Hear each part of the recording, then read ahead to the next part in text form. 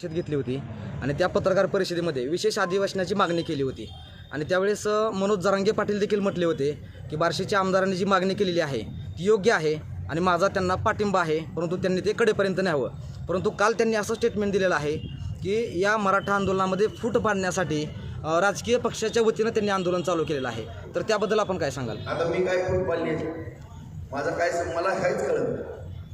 आंदोलन करताना मी पाठीमागं पण सांगितलेलं आहे, आज पण सांगतो, उद्या पण सांगतो. मी पण कुठल्या माझ्या तालुक्याचा मालक नाही, जनता माझी मालक आहे. समाजाचं कोणी जरी नेतृत्व करायला लागलं, तालुका पातळीवर असो, जिल्हा राज्य पातळीवर, देश पातळीवर, तो मालक होऊ शकत नाही.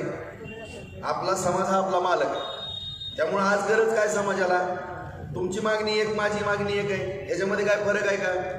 बरं ठीक आहे, तुम्ही न्याय कुठं मागणार आहे? कुठं मिळालं पाहिजे आपल्याला न्याय? विधानसभेत मिळणार आहे का अंतरवाली सराटीला? न्याय कुठे मिळणार आहे? सगळ्यांचा न्याय कुठे मिळणार? अंतरवाली सराटीमध्ये निर्णय होणार आहे? आता मुख्यमंत्री जाणार आहेत का तिथं? आता मंत्रिमंडळाची कॅबिनेट तिथं होणार आहे का? अधिवेशन तिथं होणार आहे का? अधिवेशन कुठं होणार आहे? मग विधानसभेमध्येच हा प्रश्न मिटणं गरजेचं आहे. आणि मी असं वाटतंय ना, प्रति आंदोलन उभा केलं, चला कधी बंद करायचं तुम्ही सांगा मला. राजाभाऊराव तुम्ही थांबा. आता तुम्ही जे मुद्दे मांडलेत, आता मुद्दे मांडणं पण गैर आहे का समाजापुढं? मी पण जवळपास 40 वर्ष झालं चळवळीतला कार्यकर्ता, मला पण काय कळतंय आरक्षणातलं. मला 10% तर कळत असं ना, 100% नाही कळणार मला. मी काय ॲडव्होकेट वगैरे नाही, परंतु आपल्या समाज बांधव आहेत, वकील तज्ज्ञ आहेत, डॉक्टर आहेत, प्राध्यापक आहेत, ज्या चळवळीतले प्रचंड मोठमोठे मी तुम्हाला अभ्यासक आहेत, ह्यांचा तरी सल्ला घ्या ना. बरं त्यांचा सल्ला घ्या, अभ्यासकांना विचारा. सगळ्या अभ्यासक जर म्हणले ना, राजभाऊ तुम्ही थांबा, एकच आंदोलन ठीक आहे करा, तुम्ही करा, पण मागणी योग्य करा. तुम्ही करा, तुमचा निरोप द्या मला, राजभाऊ तुमची आणि माझी मागणी एकच आहे, तुम्ही थांबा. मी हातात घेतलेलं आंदोलन आहे, मीच हाताळतो, तुम्ही हाताळा माझं, तुम्हाला पाठिंबा आहे, काय अडचण आहे. परंतु हा जो प्रश्न सुटणार आहे ज्या ठिकाणी, तिथं नीट मागणी करा. माझी दुसरी ह्याच्याबद्दल काही मागणी नाही, काही नाही. ज्या ठिकाणी प्रश्न सुटणार आहे त्या ठिकाणीच फक्त मागणी करा. इतरत्र मागणी केली आपला प्रश्न भरकटणार आहे. त्यामुळं जो आपल्याला ज्या ठिकाणी न्याय मिळायचा ना, मी तुमच्या पाठीशी आहे, तुम्हाला पाठिंबा देतो. आता काय अडचण आहे करून? पण जिथं रीतसर विनाकारण दुसरीकडे आपण आंदोलन भरकटून जाणं चुकीचं आहे. एकतर कोर्टामध्ये जायचं असेल, सगळ्या राज्यातले जेवढे मराठा समाजाचे विधी तज्ज्ञ त्यांनी सल्ला द्यावा, हा पुढाकार घ्यावा. जे अभ्यासक आहेत त्यांनी माझ्यासारख्याला सल्ला द्यावा किंवा इतरांना सल्ला द्यावा आणि योग्य दिशेनं आंदोलन जावं, आंदोलने भरकुटून, एवढीच माझी नम्रपणे विनंती. दुसरा मुद्दा, मी असेल किंवा सर्व आमदार असतील, मराठा समाजाचे पण आहेत, ती तरी आमदार बांधव आहेत माझे.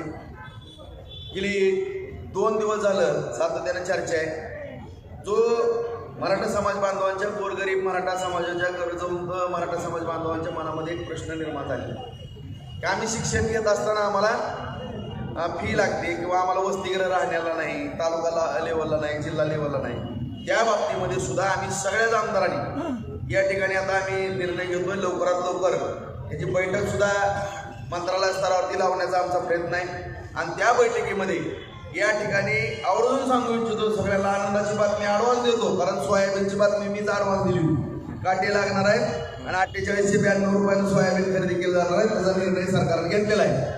आणखीनही निर्णय या ठिकाणी जाहीररित्या मी सरकारच्या वतीने सांगू इच्छितो की सर्व विद्यार्थी बंधू भगिनींबरोबर विद्यार्थिनी जी फी माफ झालेली आहे, त्याच पद्धतीनं माझ्या सर्व मराठा समाजाच्या विद्यार्थ्यांची फी माफीचा निर्णय सरकार लवकर घ्या. ही मागणी जी लावून झालेली आहे यामध्ये सरकारला आम्ही हा निर्णय घेण्याकरता भाग पाडतो आणि ह्याच्यावरती सरकार सुद्धा आमच्याबरोबर सकारात्मक चर्चा करते. माझी कमीत कमी 34 आमदारांबरोबर कालपासून सुद्धा चर्चा झाली आहे आणि लवकरच ह्याच्या बाबतीमध्ये बैठक घेऊन या ठिकाणी तमाम सगळेच विद्यार्थी, सर्वांनाच सारखा न्याय, जिल्हा लेवलला वसतिगृह मुलांचे मुलींचे, तालुका लेवलला मुलांचे वसतिगृह आणि सगळ्याच विद्यार्थ्यांना सगळ्याच शिक्षणामध्ये फी माफीचा निर्णय लवकरात लवकर होऊन निश्चितपणानं. कारण या ठिकाणी छत्रपती शिवरायांनी घडवलेला महाराष्ट्र आहे, देश आहे. आणि या ठिकाणी महाराजांचे जे संस्कार आहेत आपल्यावरती, सगळ्यांना मिळून मिसळून या ठिकाणी काम करायचं आहे. कुठलीही जाती, तेढ किंवा काही या ठिकाणी होणार नाही आणि महाराष्ट्राचा मणिपूर होणे एवढीच भावना आहे. आणि त्यामुळंच सगळ्या समाजाची भावना आहे की जो हा लढाई तो ज्या ठिकाणी न्याय मिळणार आहे त्या ठिकाणी घेऊन जावा. असा आता कुठंतरी भरकटण्याचा प्रयत्न होऊन देऊ नका, एवढीच विनंती आहे, दुसरी काहीच नाही. आणि मला कोणावरती टीका करायची नाही, टिप्पणी करायची नाही, मी मोठा तू मोठा काहीच नाही, माझा ह्याच्यात अहंकार नाही, काय सुद्धा नाही. फक्त मागणी एकच आहे आणि ती मागणी योग्य न्यायालयात जावी एवढी माझी प्रामाणिक भावना.